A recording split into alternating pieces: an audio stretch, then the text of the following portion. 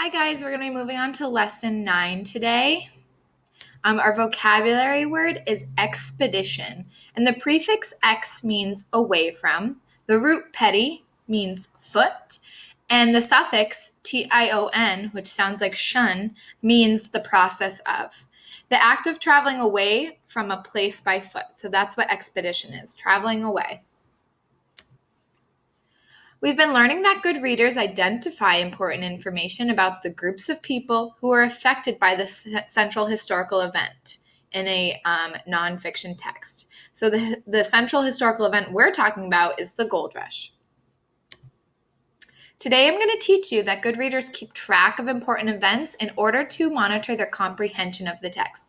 Now, remember, comprehension means understanding. So if we keep a list of things that are happening in the story, it's going to help us better understand what's going on as we read. So today, we're going to be focusing on the introduction still, but we're still going to have important events that we're going to see later on in the story.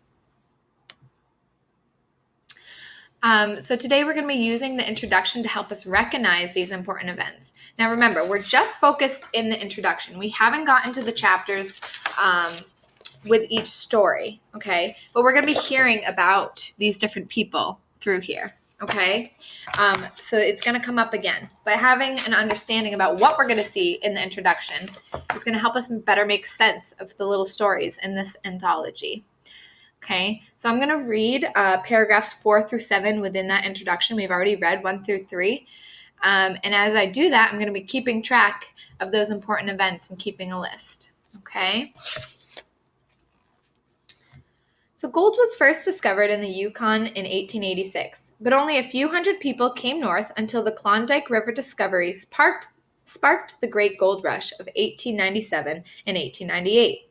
For the next 25 years, thousands of gold seekers poured into Skagway, Daya, Dawson, Nome, Fairbanks, Rampart, Iditarod, Livengood, and dozens of other boom towns. And boom towns, remember, are places where a town kind of popped up out of nowhere from all the settlers settling there. To get new gold fields, pioneers traveled north by ship up Alaska's Inside Passage. Travel took 2 weeks, and food and accommodations were poor. Those landing in Skagway began a 32-mile hike up and over the treacherous White Pass Trail, or the rugged Chilkoot Trail by Dara. They had to float 575 miles downstream to Dawson City. Many people gave up before they reached their destination, so they would just turn back. They didn't want to go anymore. Some traveled by ship all the way to St. Michael, then had to board a riverboat for the next 1,500-mile trip upstream to Dawson. Travelers who arrived after the White Pass and the Yukon Route Railroad was constructed in 1899 could take the train from Skagway to Whitehorse, then the steamship to Dawson.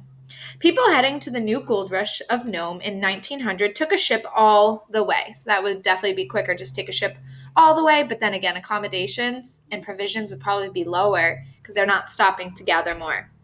Later in 1903 through 1904, gold rushers heading to Fairbanks took a boat to Valdez and then horse-drawn sled up the 500-mile Valdez Trail. No matter which route they took, the journey was long and treacherous.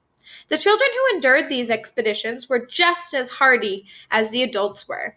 So hardy means kind of like strong.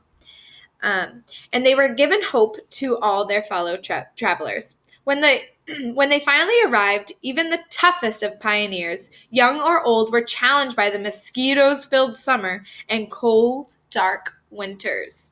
So it wasn't that much easier when they got there.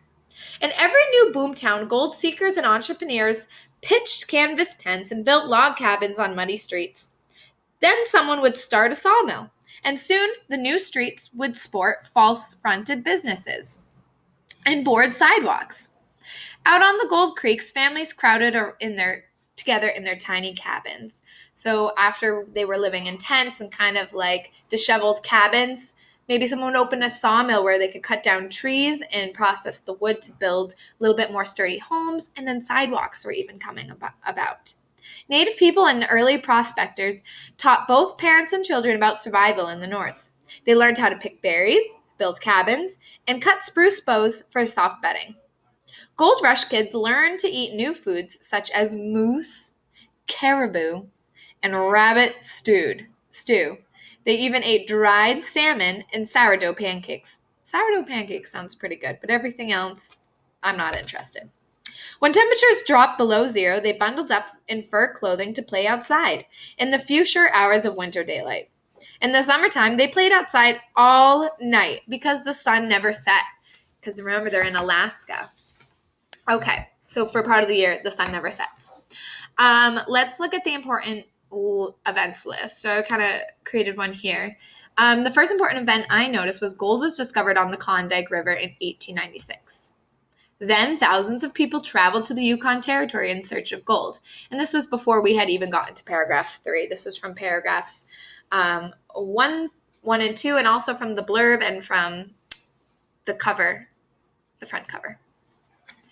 To get to the gold fields, pioneers had to first travel by ship, then hike over the mountains, and finally traveled by riverboat. So there's many steps to getting there, and it was treacherous. And many people gave up before reaching their destination. Those who did reach their destination, the gold fields, were challenged by harsh seasons. So even when they got there, life was not easy. In the boom towns, the people built businesses, sidewalks, and homes.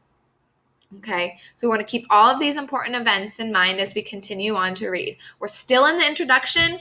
We have a couple more pages to go with that introduction, short pages, and then we'll be moving on to chapter 1, traveling to Tropidar. Okay, and so today and every day when you read, I want you to keep track of important events as you read. And this goes for any books, fiction and nonfiction. It just really helps your comprehension. It's not a terrible idea to make a little list like this. And if you're interested, it might be a cool idea in your digital reader's notebook to create a list of important events. It could be fiction, it could be nonfiction. It just really helps you summarize and better understand what you're reading.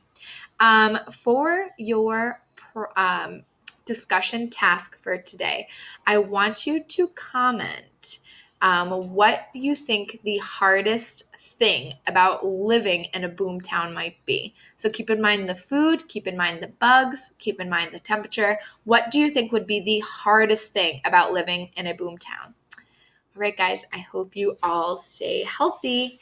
Bye.